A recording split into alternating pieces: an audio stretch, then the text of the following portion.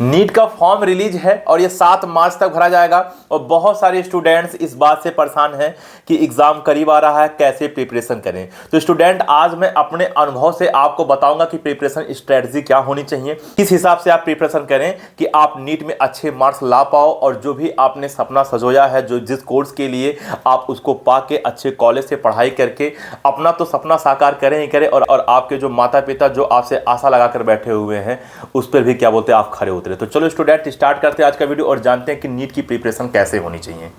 Hello students, मैं अनूप राय, मेरे YouTube channel स्पार्कअप classes पर आप सभी लोग का स्वागत है। और आप लोगों से कहना यह है कि हम लोगों ने एक और नया चैनल चालू किया है स्पार्कअप स्टडी करके, जिसपे प्रिपरेशन स्टार्ट होगा नीट का, नर्सिंग का, पैरामेडिकल का। सुमन मैम पहले बायोलॉजी स्टार्ट करेंगे और वो बहुत जल्द से जल्द स्टार्ट हो जाएगा, बस स्मार्ट बोर्ड आने की देरी है। तो आप लोग उस चैनल को सब्सक्राइब कर सकते हो करके, तो आप ये चीज़ सर्च कर सकते हो और आप सब्सक्राइब करके रखिए। उसके बाद आपको लास्ट में इसका लिंक भी मिल जाएगा, आप वहाँ से भी सब्सक्राइब कर सकते हो और आपको फ्री आप कॉस्ट क्या बोलते हैं नीट, नर्सिंग और पैरामेडिकल के प्रिपरेशन करवाया जाएगा। पहले बायोलॉजी स्टार्ट होगा और बाद में क्या बोलते हैं मैं भी फिजिक्स लेके आऊँगा और जो मैथ्स के स्टूडेंट हैं उनके लिए मैथ्स भी लेकर आऊँगा। ठीक है, तो ठीक है, प्रिपरेशन पे बात करेंगे। और सबसे पहले मैं बात करूंगा कि आप जानते हो कि फिजिक्स, केमिस्ट्री, बायो आता है नीट में। आप उसमें से पहले नंबर ये देखें कि कौन सा सब्जेक्ट आपका वीक है। ठीक है ना, जो भी क्या बोलते हैं तीनों में से आपका वीक हो, सबसे पहले आप उसे टारगेट करें। जैसे सपोज दैट मान लीजिए आप टोटल पढ़ाई 6 घंटे की कर रहे हैं, तो बाकी जो आपका मजबूत है उस पर आप डेढ़ घंटा दें, यानी कि 3 घंटा दें। लेकिन बाकी 3 घंटा जो सब्जेक्ट आपका कमजोर है उस पर अभी आप समय दें, क्योंकि अभी आपके पास कुछ तो समय है जिसकी वजह से आप प्रिपरेशन कर सकते हो। ऐसा नहीं है कि एग्जाम केवल 10 दिन बचा हुआ है। ठीक है ना, अभी आप तैयार कर सकते हो। होता क्या है कि जो आपकी कमजोर पॉइंट होती है आने वाले कल में वही लेके आपको डूब जाती है। तो कमजोर पॉइंट को नेग्लेक्ट नहीं करना है, तो कमजोर पॉइंट को मतलब अनदेखा नहीं करना है, कमजोर पॉइंट पे वार करना है, कमजोर पॉइंट को सही करना है। ठीक है ना, तो पहला पॉइंट मेरा यही है कि तीनों में से जो भी आपका सब्जेक्ट कमजोर हो उस पर आप ज्यादा समय दें बाकी के अपेक्षा। मैं ये नहीं कह रहा हूं कि बाकी जो आपको अच्छे से आता है वो आप पढ़ना ही छोड़ दें, ऐसा मैं नहीं कह रहा हूं। मैं ये कह रहा हूं कि जो आपका कमजोर है उस पर आपको ज्यादा समय देना है और जो आपका मजबूत है उस पर अपेक्षाकृत कम समय देना है, पहली पॉइंट। दूसरी पॉइंट की बात करें कि नंबर ऑफ क्वेश्चंस आप ज्यादा से ज्यादा सॉल्व करें। सबसे पहले प्रीवियस ईयर क्वेश्चन जो है, पीवाईक्यू जो है, वो सारा का सारा सॉल्व कर डालिए। दूसरा चीज ये है कि एनसीईआरटी के जो क्वेश्चंस है, एनसीईआरटी की जो क्या बोलते हैं पॉइंट्स है, थ्योरी है, उसको एकदम घोल के पी लीजिए। क्योंकि क्या होता है कि केमिस्ट्री हो गया, बायो हो गया, ठीक है ना, फिजिक्स ही आपका है, उसे डायरेक्ट नीट में क्या बोलते हैं कभी कभी पूछ लेता है, एकदम लाइन ही क्या बोलते हैं डायरेक्ट उठा के दे देगा, पूछ लेगा। आपकी थ्योरी वाली जो पार्ट है एनसीईआरटी की वो तो आपका अच्छे से होना ही चाहिए और बाकी जो उसके अभ्यास दिया होता है, एक्सरसाइज दिया होता है, क्वेश्चन दिया होता है, वो भी आप सॉल्व कर ले और प्रीवियस ईयर क्वेश्चन सॉल्व कर लें। आप जानते हो कि फिंगर टिप्स आता है एनसीईआरटी का, आप उसे भी सॉल्व करें, इससे भी आपको बहुत फायदा मिलेगा। इतना तो क्वेश्चन इनफ है, लेकिन उसके बाद भी अगर आपको लगे कि क्या बोलते हैं सर हम और भी क्वेश्चन लगाना चाहते हैं, क्योंकि जितना आप क्वेश्चन लगाओगे, जितना आप प्रैक्टिस में रहोगे उतना ही आपके लिए सही रहेगा।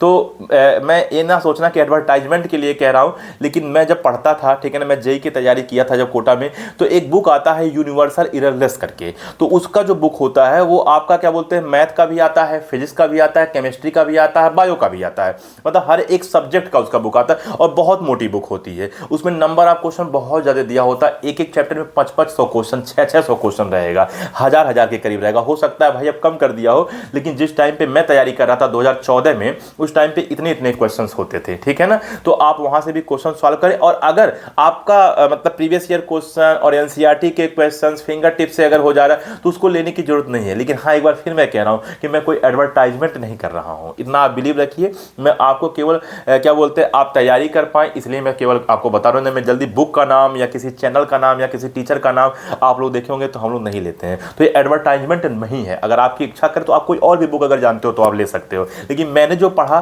तो मैंने अपने अनुभव से आपको बता दिया। ठीक है ना। अच्छा, तीसरी बात करें कि आपको स्वयं में क्या करना चाहिए कि 3 घंटा 3.5 घंटे का खुद का टेस्ट लेना चाहिए। रोज नहीं, लेकिन हफ्ते में कम से कम एक बार आप टेस्ट लो। संडे का दिन रख लो, मंडे का दिन रख लो, जो भी आप मानते हो। ठीक है ना, आप किसी एक दिन रख लीजिए और 3.5 घंटे का टेस्ट लीजिए खुद का। अब टेस्ट लेने के लिए आप पेपर नहीं बनाओगे, लेकिन हाँ बायो के जैसे मान लो, जैसे मैंने जो किताब ही आपको कहा, ठीक है ना, एररलेस वाला, उसमें बहुत सारे क्वेश्चन होते हैं। तो जो चैप्टर पहले आप चैप्टर तैयार करिए, बायो का कोई, फिर केमिस्ट्री का कोई, और क्या बोलते हैं फिजिक्स का कोई। उसके बाद क्या करिए कि आप 55-66 क्वेश्चन तो उसमें है ये है, तो उसमें से आप क्या बोलते हैं बायो के क्वेश्चन सोच लो कि मैं नंबर 1 से लगा के 100 क्वेश्चन तक बायो का लगाऊंगा, ठीक है ना, केमिस्ट्री का इतना क्वेश्चन लगाऊंगा, फिजिक्स का इतना क्वेश्चन लगाऊंगा, और जितना आपका नीट में क्वेश्चन आता है उससे ज्यादा क्वेश्चन आप लगाएं। क्योंकि आपका अभ्यास क्या होना चाहिए, आपका अभ्यास ऐसा होना चाहिए कि किसी भी एग्जाम में अगर 200 क्वेश्चन आ रहा है तो आप 250 क्वेश्चन लगाने का प्रैक्टिस करिए, आप 300 क्वेश्चन लगाने का प्रैक्टिस करिए उतनी ही देर में। क्योंकि अभ्यास आपका जब अच्छा होगा तो 100% है कि जब आप युद्ध में उतरेंगे तो लड़ाई भी बेहतर करेंगे, ठीक है ना। तो आप लोग जब अपना क्या बोलते हैं खुद का टेस्ट लें, तो उस टेस्ट में जो एग्जाम आप देने वाले हो, जैसे जो नीट का आप एग्जाम देने वाले हो, तो उससे आप ज्यादा क्या बोलते हैं क्वेश्चन लगाएं। जो नीट, जितना नीट में प्रश्न आता है उससे ज्यादा क्या बोलते हैं आप क्वेश्चन लगाएं।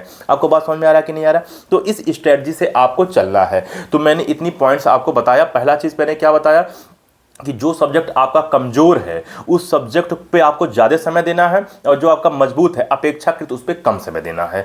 दूसरा मैंने पॉइंट क्या कहा कि आपको न्यूमेरिकल क्वेश्चंस लगाने हैं, और एनसीईआरटी की जो थ्योरी है घोल के पी लेना है। न्यूमेरिकल क्वेश्चन लगाने की 4 चीजें बताया। एक बताया प्रीवियस ईयर क्वेश्चन, दूसरा मैंने बताया एनसीईआरटी की क्वेश्चन, तीसरा मैंने बताया फिंगर टिप्स, और चौथा मैंने आपको बताया कि जो मैंने किताब बताया वो किताब या उसके जगह पे कोई भी किताब आप ले लीजिए, बुक ले लीजिए जिसमें नंबर ऑफ क्वेश्चन ज्यादा हों।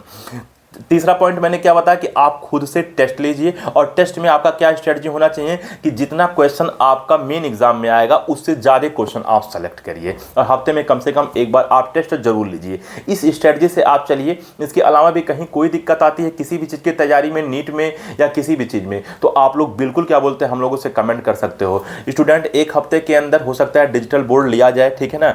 कुछ पैसा क्या बोलते हैं लगभग 15,000-16,000 के करीब स्टूडेंट्स भी दिए, ठीक है ना। उसके बाद कुछ पैसा हम लोगों ने जुटाया भी था। तो इस मतलब मिला जुला के हम लोग का व्यवस्था हो गया है, हम लोग बोर्ड ले लेंगे। लेकिन अभी कुछ पैसा और घट रहा है, तो मेरे भैया हैं वो बोले हैं कि कुछ दिन में क्या बोलते हैं मुझे पैसा देने वाले हैं, उनका भी सैलरी नहीं आई हुई है, तो जैसे वो क्या बोलते हैं देंगे पैसा, डिजिटल बोर्ड आ जाएगा, और सुमन मैम नीट का, नर्सिंग का, पैरामेडिकल का प्रिपरेशन करवाना स्टार्ट कर देंगी, बायोलॉजी, उसके बाद फिर केमिस्ट्री। और मेरे पास अभी चूंकि बोर्ड नहीं है, ठीक है ना, तो मैं पढ़ा नहीं सकता हूँ, और हम लोग एक जगह हैं भी नहीं जिसकी वजह से पढ़ा सके, ठीक है ना, दूर दूर है। तो आगे आने वाले कल में अगर एक और स्मार्ट बोर्ड आ जाता है, ठीक है ना, मैं भी ले लेता हूं, तो मैं मैथ और फिजिक्स भी पढ़ाऊंगा। वैसे आप पे कोई फोर्स नहीं है कि आप लोग हम ही से पढ़ें, आपकी जहां इच्छा हो आप वहां पढ़ सकते हो, बस आपको समझ में आनी चाहिए, आपकी जीवन बननी चाहिए। तो हम आपके जीवन अच्छा हो इसके लिए हमेशा हमेशा प्रार्थना करते हैं, और आप हमेशा मेहनत करें, परिश्रम करें, जिसकी वजह से देश का नाम रोशन करें, अपने माता पिता का नाम रोशन करें, और खुद में भी बहुत ऊंचा उठे। तो ठीक है स्टूडेंट, नीट की जो स्ट्रेटजी थी कैसे प्रिपरेशन करना है उसके बारे में मेरे पास जो समझ था वो मैंने आपसे शेयर कर दिया, बाकी करना तो आपको ही है। इस वीडियो में इतना ही, मिलते हैं अगली वीडियो, तब तक के लिए जय हिंद।